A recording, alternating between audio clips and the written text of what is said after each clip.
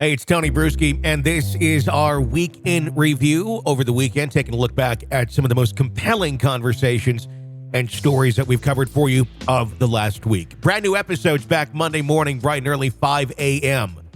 here on the podcast.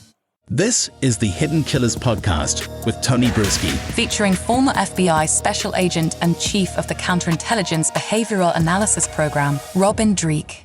Lots of talk and speculation about the family themselves, the kids that are at home with his soon-to-be ex-wife. Lots of folks, their attorneys saying they're just trying to survive following their father's bombshell arrest, the allegations that have been made, some by John Ray, the attorney for some of the victims of Gilgo Beach, saying that, there should be a closer look at this family, not just immediately wiping them away. And I'm paraphrasing right there. The response from their attorney is these allegations shouldn't even be dignified with a response.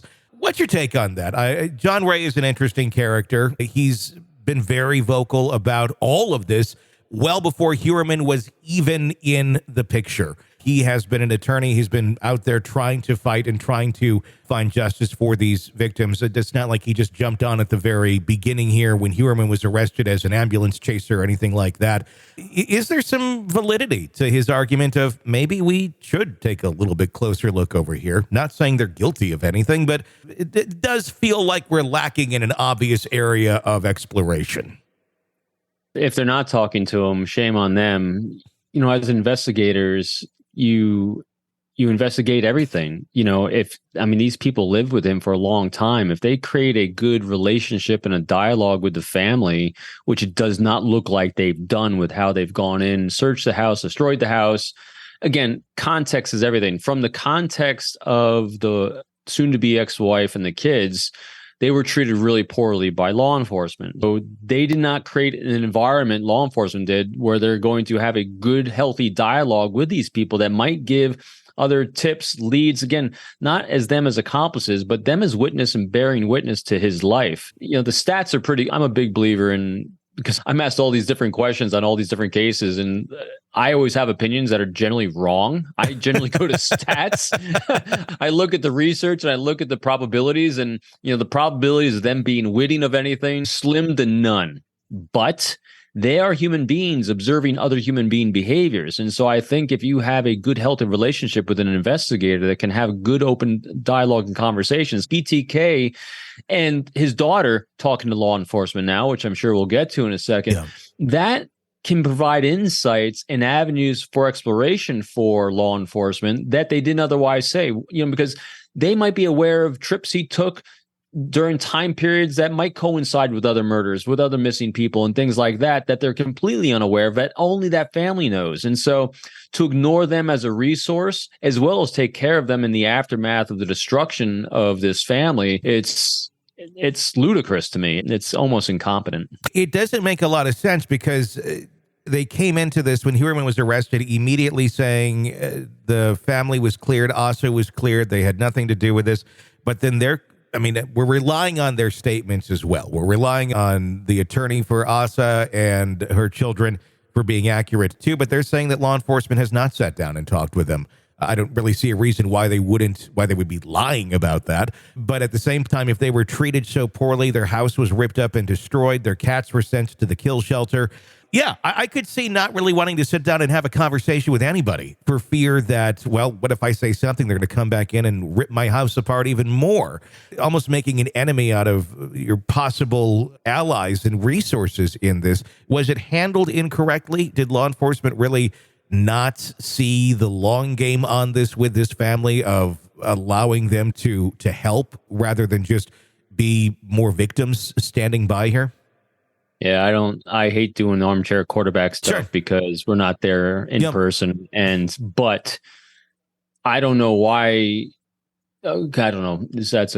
I don't like my phraseology there. What I would be doing is I would create a new point person that was 100% dedicated towards creating a relationship with that family. Work on their problems, their pain points, and be a solution for them starting to move forward in every aspect of their life. And that person then becomes the point person for whatever questions that we want to explore to try to bring other cases to closure, families have justice and all that. And it's only going to happen if you don't ignore one of the greatest resources you have, and that's the people that lived in the same house with him for their entire lives. So to me, it's an injustice, and if it's not happening, it's completely back-asswards wrong to me. Is there a reason why it wouldn't be happening? Leadership. Okay. Yeah. In everything we've seen recently, I've covered a lot of the escapes that have happened in Pennsylvania from prisons and any kind of injustice that police are inflicting on others. Every single case, I always start with, well, let's look at the top first. And if there's an issue of leadership at the top, that filters down. And in this case, I think the thing that tainted this years ago was that chief that has now been arrested. And that it starts there, and who knows how long it takes to flush that kind of leadership out. But I think you have a situation where if things are being missed and things aren't as obvious, or, boy, here's another challenging thing that people in law enforcement, especially if you work these kind of crimes, you get a really negative confirmation bias towards human beings. It's a natural state that happens because all you see is the worst of society. Sure. Your first inclination a lot of times is not, hey, let's partner with these people that we're trying to lock up. Not saying that they're trying to lock up the family, but this is the kind of things that they're surrounded by. So it might not have been their first inclination to do that. And so they might have ignored that possibility early on, alienated the family by their behavior that they had towards them. And now they're faced with a situation. How do we repair it? I think it does start from the top, because if you don't have a solid plan in place for how you're going to treat the family when you first make contact and conduct that arrest and then subsequent search of the home, you're going to start on the wrong foot and fail. Part of I didn't do a huge amount of searches in my career, just because in the world of counterintelligence, you're mostly just recruiting spies, not searching their homes. But the ones I was involved in on the criminal side is the details that we went into for the planning purposes of how you not just take control of the space and search methodically through that home in every single room with one single point of success or failure as an individual, as a team leader. And also part of that was, how are we going to communicate with the family? Who's going to be the main liaison to the family? How are we going to handle this? How are we going to do this? I mean, the plans were excruciating. Then it gets passed up for levels of approval, including through legal counsel, making sure we're doing things properly. And not just properly, but having assistance programs put in place for victim assistance programs, as in the families. And it looks like, again, the armchair quarterback here is there was an aspect of this that was missing when handling this family.